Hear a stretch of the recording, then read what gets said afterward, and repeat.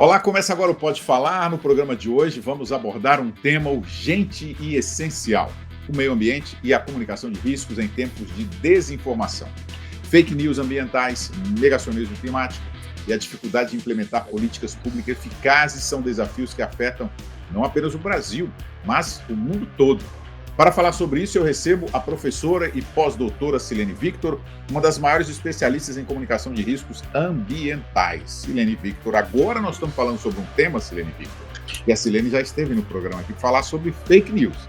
Agora nós estamos falando sobre um tema que é de domínio total seu, né? Pois é, William. Sim, bom, vamos falar com você, né, com a sua audiência.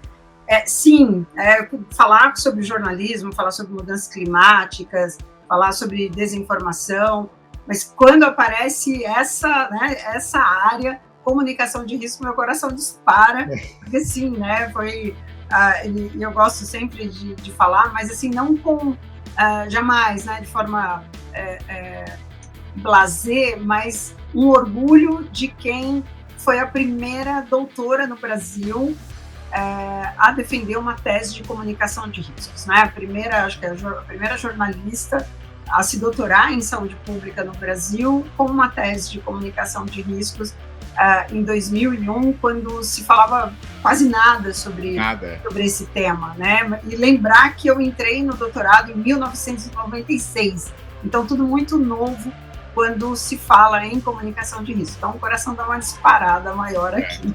Eu sabia disso, por isso que eu te convidei hoje. Então vamos lá, já vamos explicar para a nossa audiência o que é comunicação de riscos ambientais. O que é isso, Silene? Sim, muito bem.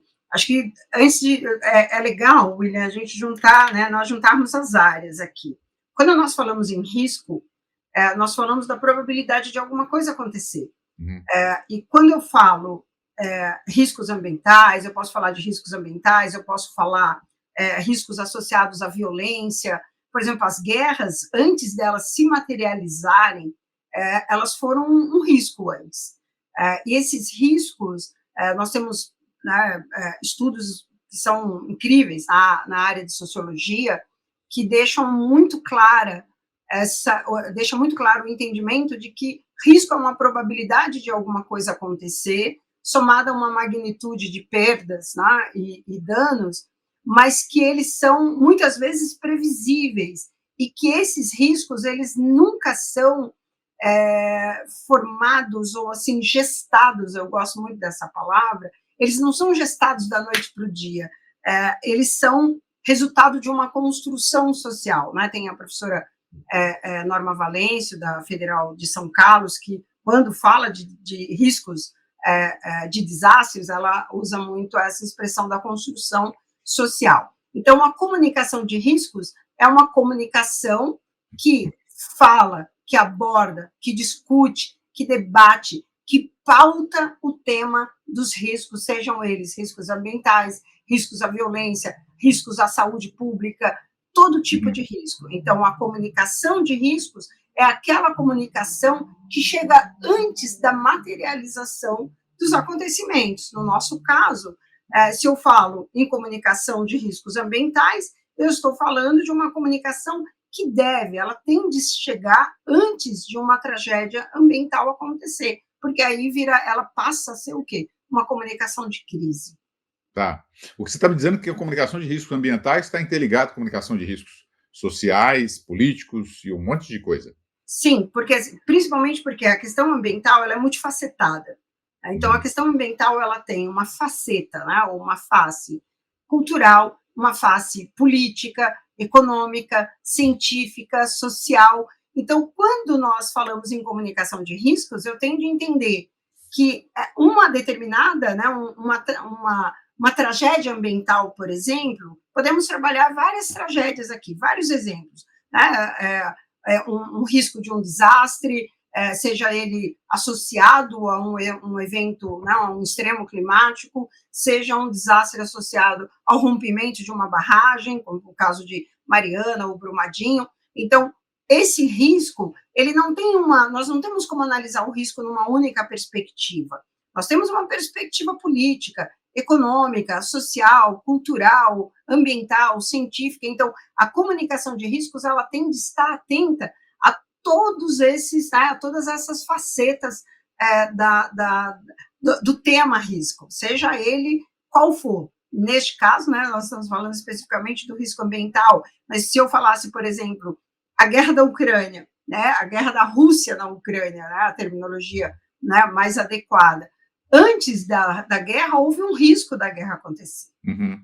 E nós subestimamos aquele risco, nós ignoramos aquele risco. Então, as guerras são resultados da materialização de uma série de fracassos e fragilidades de lidar com os riscos que são cotidianos. E aí, algo que eu, assim, uma expressão que eu tenho usado mais recentemente nas minhas falas, nas minhas pesquisas, que são os riscos na sua base, discutir os riscos na sua base cotidiana, porque a vida é cotidiana. Então, não falar dessa coisa grandiosa, mas no dia a dia. Silene, e estudos científicos apontam que a ação humana é a principal responsável por mudanças climáticas, não é isso? Mas por que ainda assim há um negacionismo persistente? O que você acha que explica essa descrença? Essa pergunta, assim, ela parece tão simples, William, né? Porque muita gente traz de tempos em tempos, essa pergunta volta e ela é muito difícil, porque a conta não fecha, né? Eu costumo usar essa expressão, é muito difícil fechar essa conta.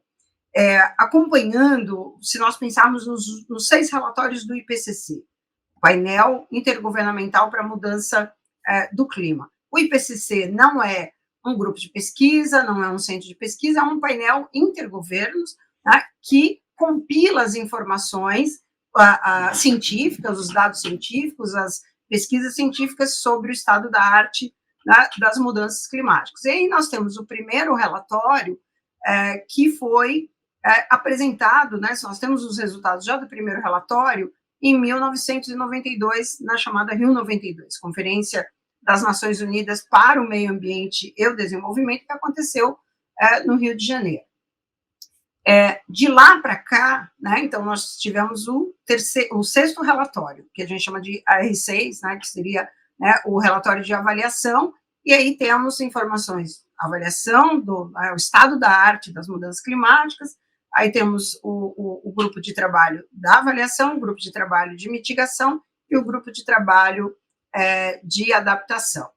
E eu, ontem, o teu convite, né, para essa entrevista chegou num momento bem interessante, que ontem eu estive na FATEC de Mauá, né, que é Mauá, para quem não conhece, é um município da Grande São Paulo. Eles têm um projeto interessante de café filosófico, coordenado pelo professor Mauro Araújo, que é um dos nomes importantes da filosofia no Brasil, e a convite do professor eu fui, então, falar eu uso de forma muito carinhosa, com a molecada, né? E eu usei essa expressão ontem com eles, eu levei essa fala para eles, nós levamos muito tempo, e eu falo nós, comunidade científica, nós jornalistas, nós sociedade de um modo geral, e eu estou falando mundial, para tentar convencer as pessoas de que as mudanças climáticas são de base humana, ou seja, resultado da ação humana aqui no planeta. E nós levamos o primeiro relatório, o segundo relatório, o terceiro relatório, o 4º relatório do IPCC, e aqui nós estamos falando, né, em 2007, que aí tem aquele grande impacto do documentário que tem, né, ali a participação do Al Gore, né, que acompanha, inclusive, a campanha eleitoral do Al Gore nos Estados Unidos, o documentário Uma Verdade Inconveniente, a gente tentar convencer as pessoas de que as mudanças climáticas são de causa antropogênica, de causa humana. E aí nós levamos muito tempo, nós estamos falando de 15 anos, tentando convencer o mundo né, de algo que já era quase consensual, né, entre a comunidade científica. E agora, William, nós não temos mais tempo de convencer ninguém que as mudanças climáticas são de causa antropogênica, são causadas pela ação humana. Nós não temos mais esse tempo, acabou. O tempo agora é da ação. Mas a minha pergunta é por que as pessoas não acreditam que a mudança climática pode afetá-las? É porque não bateu na porta da casa delas ainda, é isso? Então, por isso a minha insistência na questão da causa antropogênica. Uhum. As pessoas, como nós levamos muito tempo com batendo nessa tecla, por quê? Muita gente diz o seguinte: as mudanças climáticas são provocadas, são de causa natural e nós não temos o que fazer, então não é problema nosso. Então, por isso que tem esse, né, trabalhar esse esforço que houve da comunidade científica mundial para convencer que o problema foi causado por nós e que esse problema está nos afetando, né? Então, perdemos esse tempo e agora o tempo é o tempo da ação. E ontem, é importante, né, mencionar, estava com alunos de tecnologia, né, de cursos tecnólogos, de mecânica, de informática, molecada, né, como uma forma muito carinhosa de dizer, a juventude ali na minha frente, mais de 100 jovens na minha frente, e um aluno fez uma pergunta nessa direção que você acabou de fazer, né? Um jovem chamado Pablo, ele falou assim: professora, como que nós, qual é a principal, não é prova, mas assim, qual o principal dano, o que a gente vê de mais real das mudanças climáticas no nosso dia a dia? Então, nós falamos sobre o estresse térmico, falamos do aumento dos desastres e a quantidade de, né, os impactos econômicos, os danos humanos, né, perdas humanas em decorrência de desastres. O Brasil é um país que tem enfrentado, né, que tem uma grande ocorrência de desastres, e não estou falando apenas de desastres de grandes proporções, como o desastre no Rio Grande do Sul, o desastre na cidade, no litoral norte de São Paulo, São Sebastião. Então, é interessante notar que mesmo as pessoas sentindo agora essa onda, né, de calor que está associada a eventos climáticos extremos, elas continuam dizendo que isso não tem nada a ver com a gente, ou seja, o problema não é nosso. Então, nós temos de investigar, inclusive, e essa é uma outra frente que eu tenho observado, qual é o papel das instituições de fé? Qual é o papel das instituições religiosas? Muitos religiosos atribuíram o desastre no Rio Grande do Sul a questões divinas, uma vingança de Deus, né, uma praga, etc. Deus que quis. Então, nós precisamos investigar o que está por trás. Não é só o negacionismo científico. Agora, não há dúvida que neste país há uma tentativa de descredibilizar o trabalho da ciência. Tá. E nós precisamos investigar. Ô, Silene, e a mídia? A mídia e as próprias autoridades, quais são os erros que eles cometem nessa cobertura, né? Nessa cobertura a respeito nessa comunicação de riscos ambientais? Quais são os erros mais comuns cometidos, principalmente para a imprensa? Sim, para a imprensa, o principal, e aí eu falo, né, com muito respeito aos meus colegas jornalistas que cobrem o tema, é importante dividir, né, a minha resposta e dizer, William, a imprensa brasileira, posso falar até mundial com muita segurança, mas a imprensa brasileira, particularmente porque é o nosso foco aqui, ela cobre majoritariamente os desastres e não os riscos. Então, a imprensa brasileira, ela chega atrasada, ela cobre os desastres. O desastre, ela tinha que ir lá antes, é isso? Antes. Antes de acontecer o desastre. Antes de acontecer o desastre, como que você chega antes? Quais foram os parlamentares eleitos que são negacionistas? Dá para saber. Dá para saber. Dá para saber que um município está ou não de costas para o enfrentamento das mudanças climáticas. Então, um município que não investe, ou que tem, por exemplo, um legislativo majoritariamente de costas para mudanças climáticas. Eu estou agora tentando lembrar qual foi o município que votou contra, que a Câmara Municipal votou contra uma comissão de mudanças climáticas. A constituição de né, a formação de uma comissão de mudanças climáticas. A Câmara Municipal votou contra. Então, eu consigo observar se esse município permite a ocupação de áreas de riscos, áreas de vulnerabilidade socioambiental, eu consigo observar se a defesa civil do município ela existe apenas no papel, por meio de um decreto do prefeito, ou se ela é uma estrutura física, existe um coordenador, existem carros, né, viaturas ali da Defesa Civil, se existe uma equipe minimamente, se essa equipe é capacitada, ou seja, a imprensa consegue cobrir a formação dos desastres, né? Ela consegue cobrir os riscos de desastres, mas, infelizmente, por razões, né, que você tanto aborda no teu programa, o enxugamento das redações, a falta de jornalistas com formação nessa área, né, eu digo especialização não necessariamente formal, uma pós-graduação, mas que tenha conhecimento sobre essa área. E aí o que resta ao jornalismo? Cobrir a tragédia já materializada. Então, nós chegamos atrasados na cobertura. Isso entra também em interesses, né? Interesses da própria mídia lá, de não cobrir ou não falar daquele município ou daquele prefeito, né? Há muito isso, interesses políticos. Você lembra de algum exemplo, recente, de fake news? Aí nós estamos abordando essa questão da fake news, da desinformação, que tem atrapalhado uma política pública ambiental que seria relevante? Muitas. Né? Muitas? Mais recente? Mais recente. Acho que toda hora você vê, né?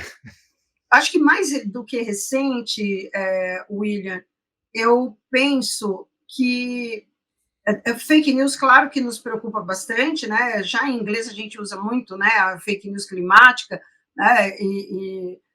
Isso é possível, né? Você tem fake news especificamente climática, mas, por exemplo, durante o desastre no Rio Grande do Sul, houve uma grande propagação de desinformação que foi, sem dúvida alguma, uma das formas mais brutais de mostrar e de evidenciar que a desinformação ela não respeita nem mesmo um momento de dor daquela magnitude.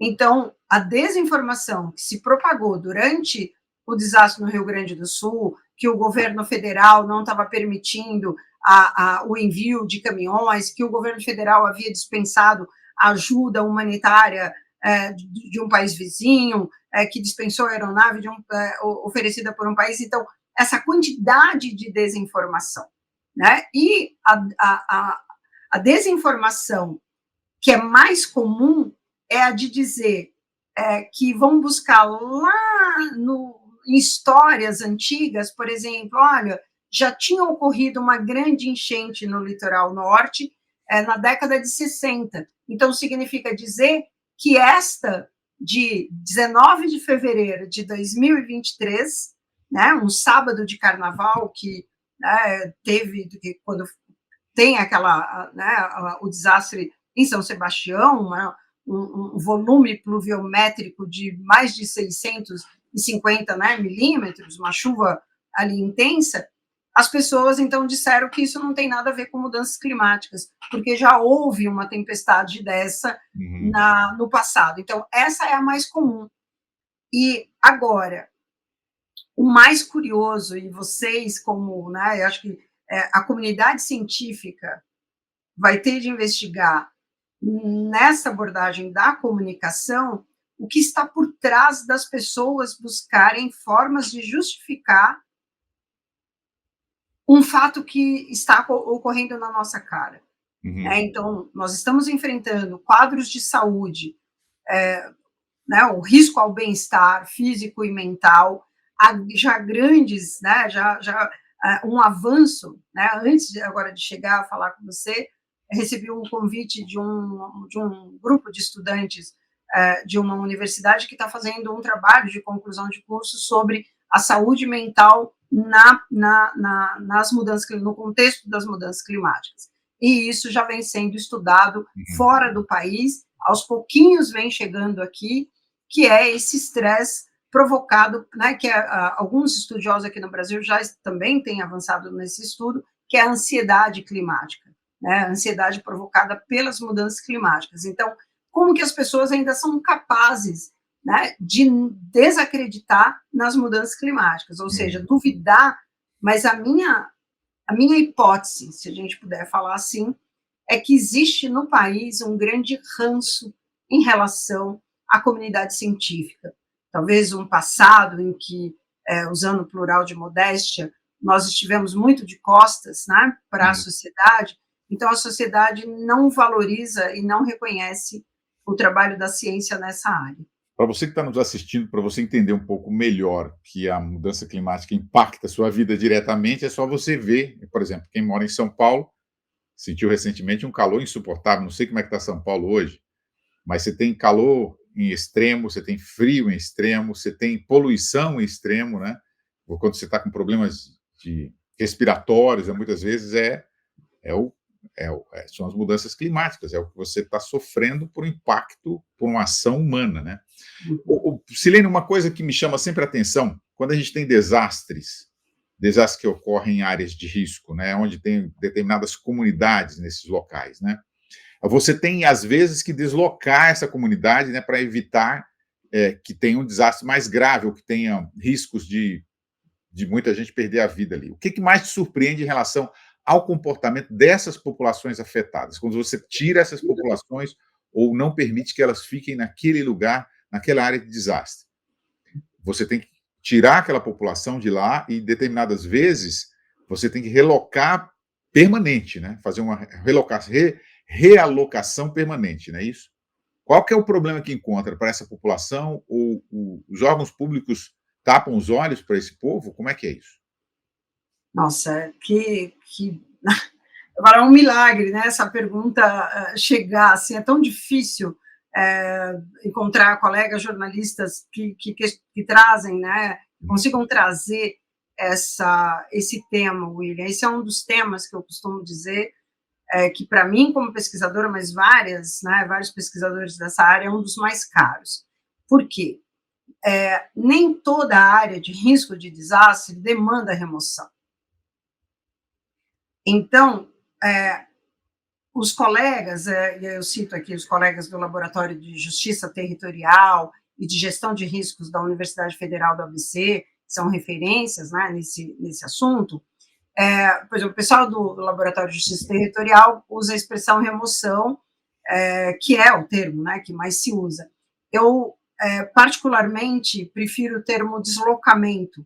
A gente conversa muito, né, o professor Francisco Comaru, Patrícia Maria de Jesus, discutindo essa terminologia. Eu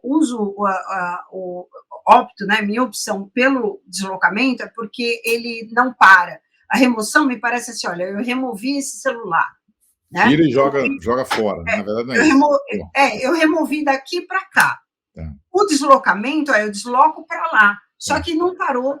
Então, eu já entrevistei para uma reportagem que eu fiz para a Folha em 2019, um especial junto com a Vitória Bell, William, que eu entrevistei um senhor que ele já estava indo para o seu 3º deslocamento de área de risco. Porque o que acontece com o deslocamento? Você retira uma comunidade de uma área de risco, e aí aquilo vira matéria, né? Então, o juiz que deu ali, né, que canetou para aquela remoção acontecer, para aquele deslocamento acontecer, ele tira aquele problema das costas, o prefeito tira aquele problema das costas, as instituições se livram daquele problema, que entendem como um problema. Essa população deslocada ou removida recebe o auxílio moradia, que é um valor extremamente baixo, né? A última vez, né, quando eu fiz a matéria, era tipo R$600, que você não alugava nem um quarto, né, na periferia mais afastada. E o que acontece? Esse deslocamento, essa população que foi removida de uma área de risco, ela acaba sendo removida para uma outra área de risco, porque com aquele valor aquele auxílio moradia, ela vai para uma área ainda mais carente, né, mais vulnerabilizada do que esta que ela estava. Mas aí tirou da frente da prefeitura, né, tirou o problema da frente. Já o problema para o outro lado, né? Jogou para o lado. Ou para o outro município. Né? Exato, nós já pegamos caso de, por exemplo, remove deste município aqui e a comunidade foi para o já não é meu mais.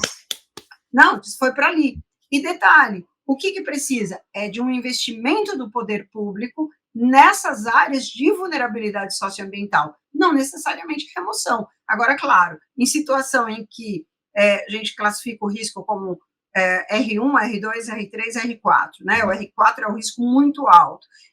Todo risco muito alto demanda remoção? Não, precisa ser avaliado, né, pela Defesa Civil, pela Prefeitura, pelas instituições que fazem mapeamento, como o Laboratório de Gestão de Riscos da Federal do ABC,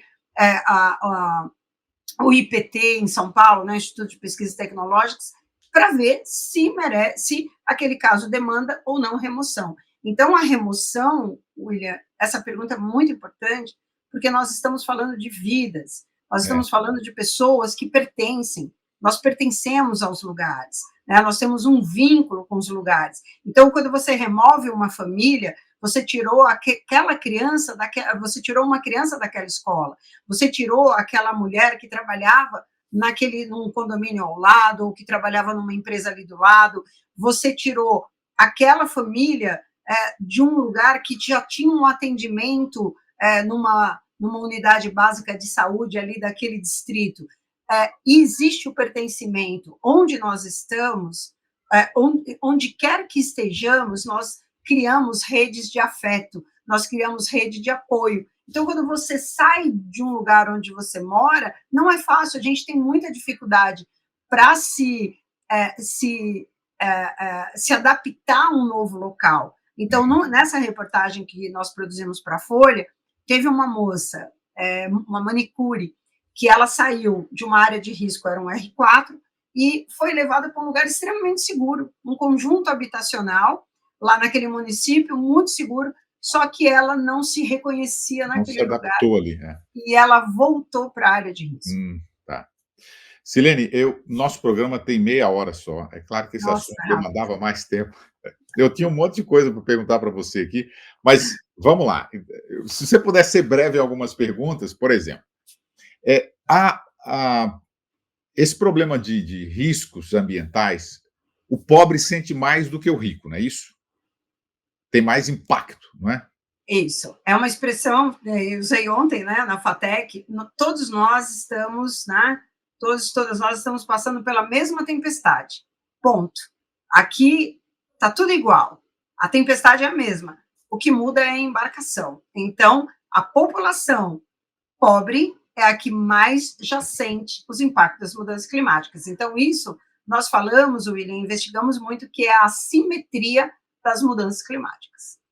Tá, porque, por exemplo, São Paulo tem regiões mais quentes, a região da periferia é mais quente do que a região nobre de São Paulo, né? E já tem uma pesquisa em relação a isso, inclusive. Tem uma pesquisa do Mackenzie que comparou um local no Morumbi, né, um local qualquer ali, que tinha uma temperatura diferentemente da temperatura que estava sendo verificada na Paraisópolis, né, na favela de Paraisópolis.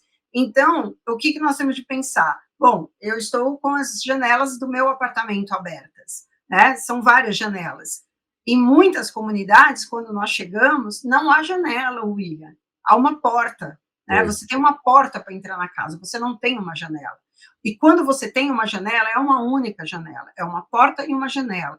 E essa janela dá para uma viela, né? Então, essa assimetria em países como o Brasil, como a África do Sul, como o Quênia, né, que eu estive no ano passado, eu estive na maior favela do continente africano, considerada a maior favela do continente africano, que é a favela do Kibera, né, que é onde mora aproximadamente, né, 1 milhão de pessoas.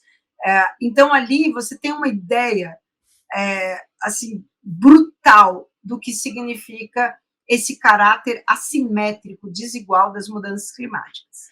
Agora vamos lá para a pergunta que originou essa entrevista aqui.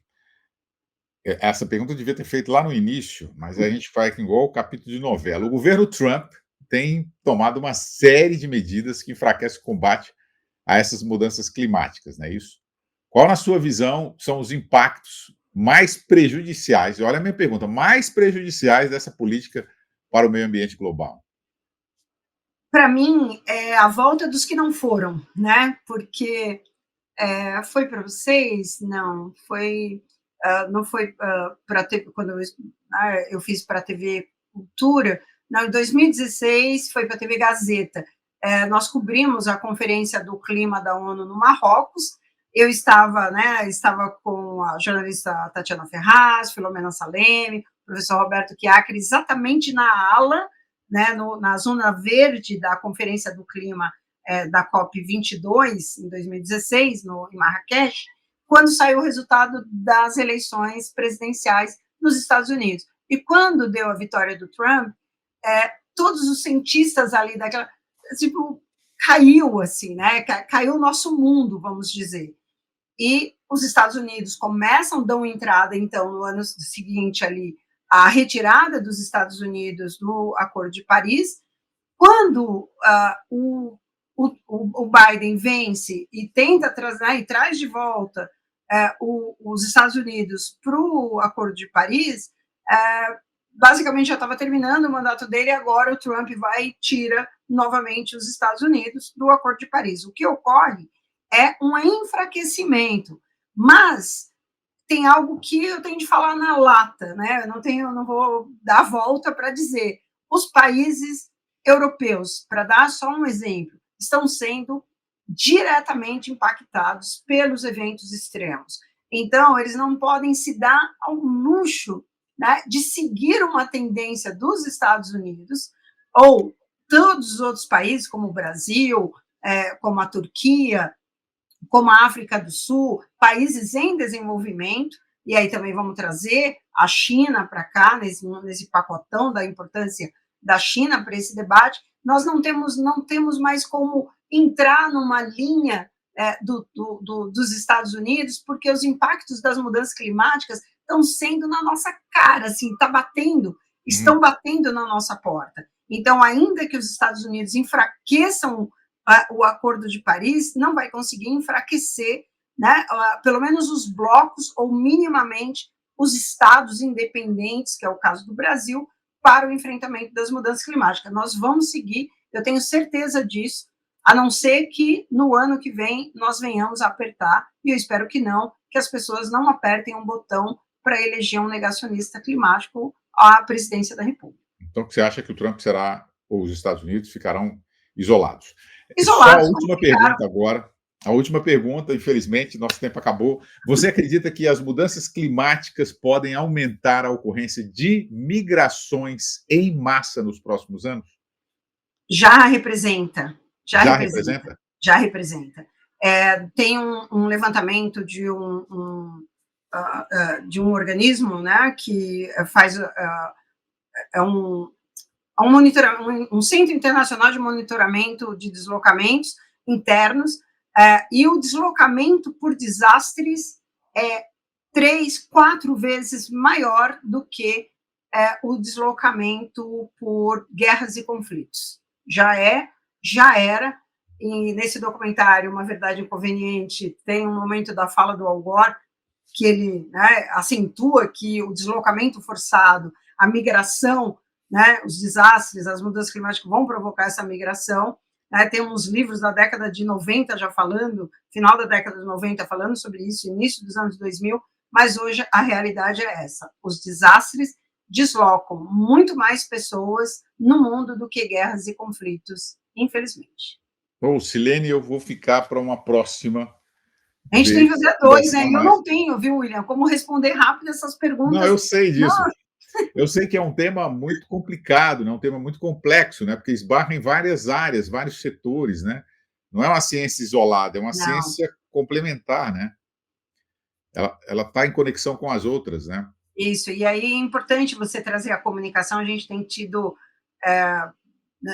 nós fazemos essa discussão. A questão ambiental, ela tem várias facetas, então nós temos de abordá-la na sua complexidade. E a comunicação, ela não é algo que você pode fazer ou não, ela tem de fazer parte do advocacy.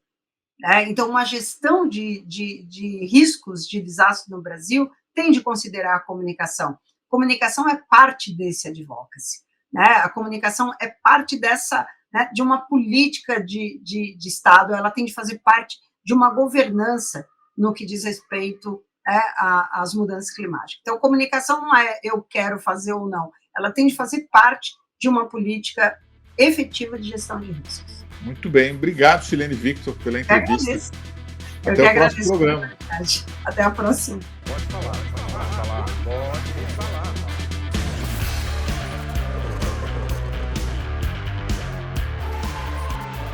Pode falar.